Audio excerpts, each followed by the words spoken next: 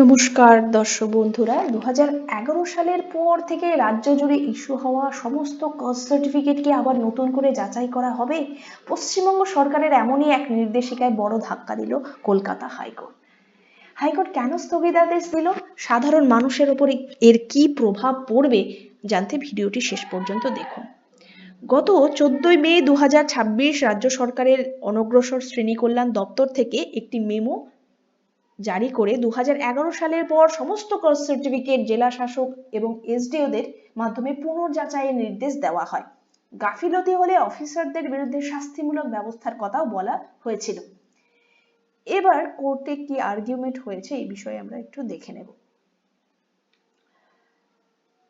এই নির্দেশের বিরুদ্ধে কলকাতা হাইকোর্টে ডক্টর মোহাম্মদ আদিল হোসেন এবং সিপিআইএমএল লিবারেশন মামলা করে আইনজীবী বিকাশ রঞ্জন ভট্টাচার্য আদালতে স্পষ্ট জানান যে 1994 এবং 95 সালের SC/ST আইন অনুযায়ী এসডিওরা স্বাধীনভাবে সিদ্ধান্ত নেন, ঊর্ধ্বতন আধিকারিক আদেশ চাপাতে পারেন না।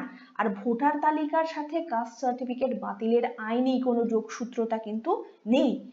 এরপর ভারপ্রাপ্ত প্রধান বিচারপতি তপব্রত চক্রবর্তী এবং বিচারপতি অতরূপ ব্যানার্জির ডিভিশন বেঞ্চ আবেদনকারীদের যুক্তিতে সম্মতি জানিয়ে 14 মে যে সরকারি আদেশের উপর স্থগিতাদেশ দিয়েছে, অর্থাৎ স্টে অর্ডার করেছে। অর্থাৎ মামলার নিষ্পত্তি না হওয়া পর্যন্ত এই যে ঢালাই পুনর্যাচাই এটি বন্ধ থাকবে।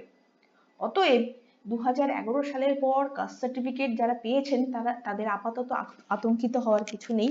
এই বিষয়ে আপনার মন্তব্য কমেন্টে জানান এবং চ্যানেলে নতুন হলে চ্যানেলটি অবশ্যই সাবস্ক্রাইব করুন। ধন্যবাদ।